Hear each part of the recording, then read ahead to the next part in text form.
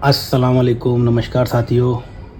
आप देख रहे हैं आपका अपना चैनल हॉरर का नशा, जहां आपको सच्ची और डरावनी कहानियां सुनने को मिलती हैं।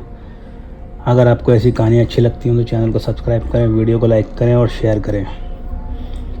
तो दोस्तों, चलते हैं आज की कहानी की तरफ। ये बात आज से 40 से 45 साल पहले की है, जब 100-200 रुपये भी बहुत होते थे। लोगों के पास वो भी नहीं होते थे। मदन नाम का एक आदमी था जिसकी मिठाई की दुकान थी। मदन एक अच्छा इंसान था और काफ़ी ईमानदार था, लेकिन मदन की मिठाई की दुकान कुछ ठीक नहीं चल रही थी। उसके पास 4-5 आदमी काम करते थे, पर अब धीरे धीरे एक एक करके वो भी काम छोड़कर चले गए थे, क्योंकि मदन उन्हें पैसे नहीं दे पा रहा था। मदन की दुकान भी किराए की थी और जिस घर में वो रहता था वो भी किराए का ही था। वो बहुत परेशान था। दुकान का और मकान का किराया लगातार बढ़ता जा रहा था और इधर उसकी दुकान पर ग्राहक आते ही नहीं थे और आसपास की दुकानों पर ग्राहक आते रहते थे। एक दिन इनका मकान मालिक आकर इन्हें खूब उल्टा सीधा सुनाता है कि इतने महीनों से किराया नहीं दे पा रहे हो, रोज़ आजकल लगा रखा है। वो मदन की और उसकी पत्नी की खूब बेइज्जती करता है और उन्हें मकान खाली करने को बोलता है। मदन इस बात से बहुत परेशान होता है कि मकान खाली करके कहाँ जाऊँगा, कहाँ रहेंगे। बस यही सब उसके दिमाग में चल रहा था। यही सब सोचता हुआ वो दुकान चला जाता है। दुकान खोलता है, पूजा पाठ करता है। थोड़ा बहुत सामान जो वो बनाता था वो बना लेता था, पर उस दिन भी एक आध ग्राहक की दुकान पर आता है। वो दुकान का मालिक भी दुकान पर किराए के लिए पहुंचता है, पर मदन के पास तो पैसे थे नहीं। दुकान का मालिक कहता है, यहाँ मिठाई की काफ़ी दुकानें हैं, शायद इसलिए तेरी दुकान पर ग्राहक नहीं आता। तो कुछ और सामान बेचना शुरू कर दे, जैसे कपड़े वगैरह या कुछ और सामान। तब मदन कहता है कि मेरे पास तो पैसे नहीं हैं कोई नया काम करने के लिए, और ना ही मुझे दूसरे काम की समझ है। मेरे पिताजी ने तो मुझे यही काम सिखाया था। खैर, दुकान का मालिक उसे किराए के लिए टोकता है और वहाँ से चला जाता है। सुबह से शाम हो जाती है, पर एक भी ग्राहक दुकान पर नहीं आता। मदन की आंखों में आंसू थे। जो सामान बनाया था वो सब ऐसे ही रखा था। अंधेरा होने जा रहा था। सब लोग अपनी अपनी दुकानें बंद करके घर जा रहे थे। काफ़ी देर तक मदन चुपचाप दुकान पर बैठा रहा। घर जाने का उसका मन ही नहीं था। बैठे बैठे रात के 11 बज गए, उसे पता भी नहीं चला।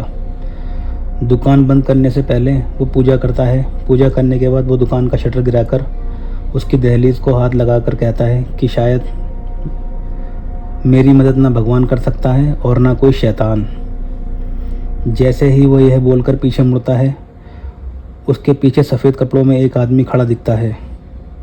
सफ़ेद कपड़े पहने, सफ़ेद पगड़ी बांधे, लंबा चौड़ा 6-6.5 फुट का आदमी। मदन सोचने लगता है कि इतनी रात में यह आदमी कहाँ से आया। वो आदमी मदन से कहता है, मुझे बर्फ़ी चाहिए, क्या तुम्हारे पास है? मदन ये सुनकर खुश हो जाता है। वो तुरंत दुकान खोलता है और उसे बोलता है कि मैंने आज ही ताज़ा बर्फ़ी बनाई है, आप खाकर देखिए। वो एक टुकड़ा उस आदमी को देता है। उस टुकड़े को खाकर वो आदमी मदन की तारीफ़ करता है और कहता है, मुझे 100 रुपये की बर्फ़ी चाहिए।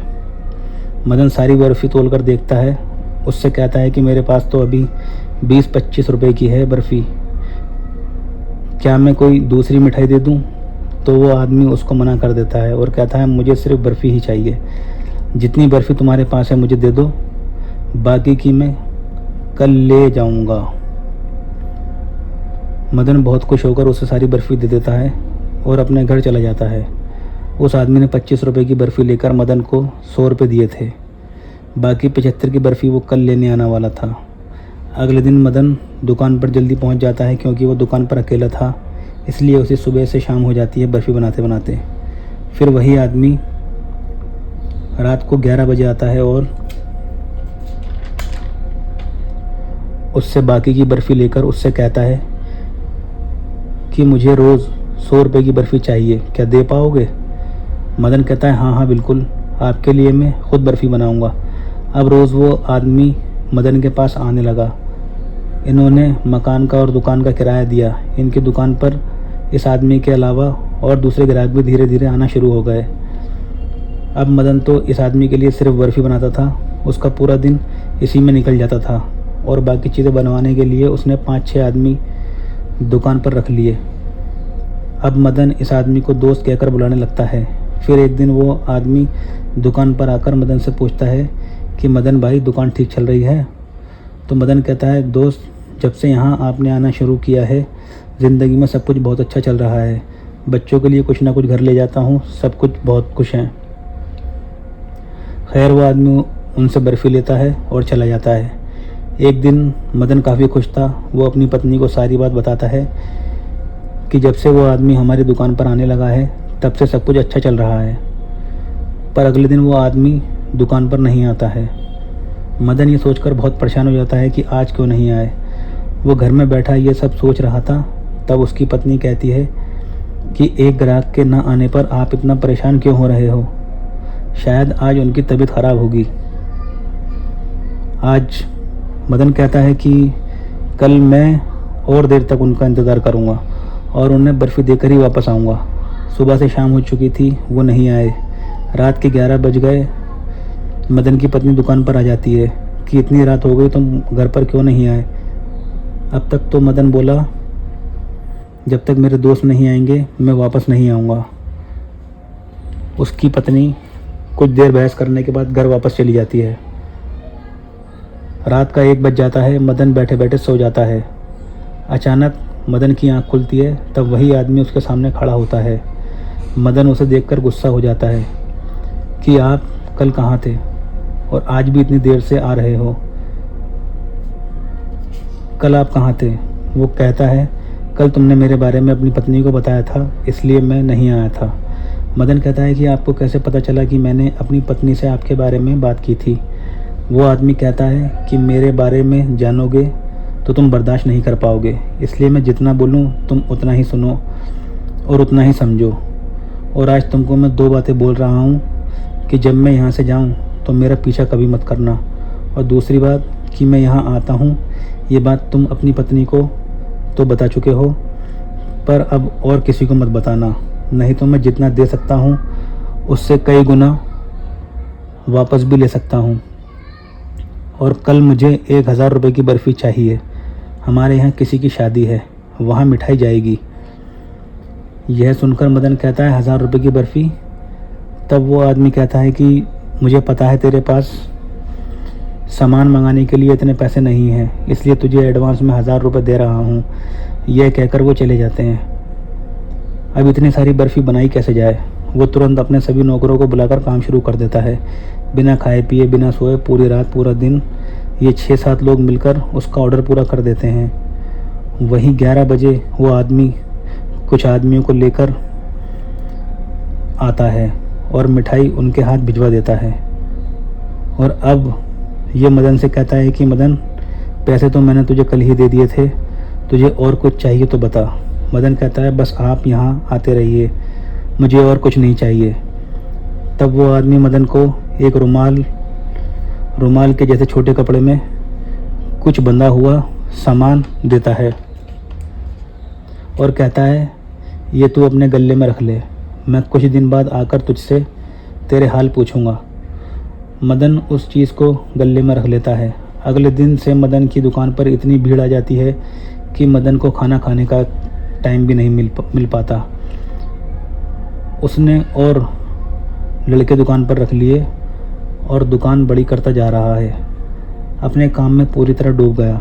दुकान खरीद ली, बड़ा सा आलीशान मकान बना लिया। अब ये अपने दोस्त को याद करता है और कहता है कि दोस्त, आज मैंने आपके लिए बर्फ़ी बनाई है, आप आज आ जाओ। और उसी दिन वो आदमी आ जाता है और कहता है, आज तूने मुझे दोस्त कहकर याद किया है, बता तुझे क्या चाहिए। मदन कहता है, आपका दिया मेरे पास सब कुछ है, मैंने आपके लिए बर्फ़ी बनाई है, आप इसे ले जाइए। वो आदमी कहता है, आज मैं बर्फ़ी यहीं खाऊंगा, पर एक बात याद रखना कि मेरे बारे में किसी को कुछ बताया तो जो कुछ तेरे पास है सब छीन लूँगा। मदन कुछ सोचता है और पूछता है कि आप ऐसा क्यों करेंगे? वो आदमी कहता है कि ये हमारे यहाँ का उसूल है, रूल है, और एक बात और कि कभी मेरा पीछा मत करना, क्योंकि ज़िंदा रहते तुम मेरे घर तक नहीं आ सकते। बस तू ये समझ, मेरी नज़र हमेशा तुझ पर ही रहेगी। यह कहकर वो बर्फ़ी खाकर वहाँ से चला जाता है। मदन अब खूब पैसा कमा रहा था, बहुत बड़ा सेठ बन चुका था, पर बर्फ़ी अपने हाथ से बनाकर एक बर्तन में रखकर आंखें बंद करके कहता था, दोस्त ये तुम्हारे लिए है। और सुबह आकर देखता था तो बर्तन खाली होता था। इस तरह सब कुछ 8-10 साल चलता रहा। फिर एक दिन मदन कुछ दोस्तों के साथ कहीं पार्टी में था। इसने थोड़ी सी शराब भी पी रखी थी। इसके दोस्त इससे पूछते हैं कि तूने इतना सब कैसे कमाया, क्या तुझे कोई छिपा खजाना मिल गया है। वो नशे में था और भूल चुका था कि कोई बात बतानी नहीं है। ये नशे में सब कुछ अपने दोस्तों को बता देता है कि एक आदमी 11 बजे बर्फ़ी लेकर जाता था और दुकान में गले में रखने को कुछ दिया था, जिससे मेरे यहाँ बरकत हुई। और हाँ, उसने ये भी बोला था कि किसी को कुछ बताना नहीं, वरना सब कुछ छीन लूँगा। शायद वो मुझसे मजाक कर रहा था। तभी अचानक उसका एक नौकर भागता हुआ वहाँ आता है और कहता है, मालिक, दुकान में और फैक्ट्री में आग लग गई है। तभी दूसरा नौकर आता है और बोलता है कि आपका घर गिर गया है और आपकी पत्नी और बच्चे उसमें दबकर मर गए हैं। वो समझ जाता है कि उसने जो कहा था वो ठीक था। अचानक इसे दिल का दौरा पड़ जाता है और ये भी वहीं ख़त्म हो जाता है। तो दोस्तों, ये थी आज की कहानी। अगर आपको कहानी अच्छी लगी हो तो चैनल को सब्सक्राइब करें, वीडियो को लाइक करें, शेयर करें। मिलते हैं अगली वीडियो में। खुदा हाफिज़।